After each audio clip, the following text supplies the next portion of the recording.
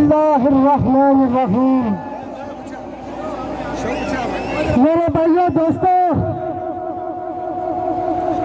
कल आपने देखा होगा कि हमारे ब्रिगेडियर साहब की नाजायज इंतयाद अतीक खान और बिलाल साको मजीद और उसके हमारियों ने कैसे अवामी नास पे गोलियां बरसाई।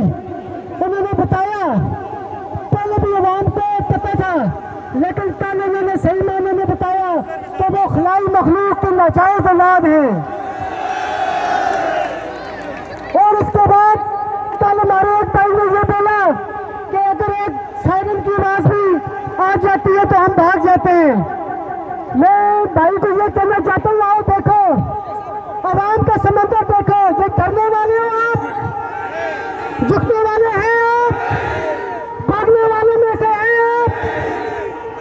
मैं आपकी हुजूरी, दिलेरी और गैरतमंदी को सलाम पेश करता हूँ। मैं आज भी चुनासी से आया हूँ आपके लिए फ्लाइंग करके।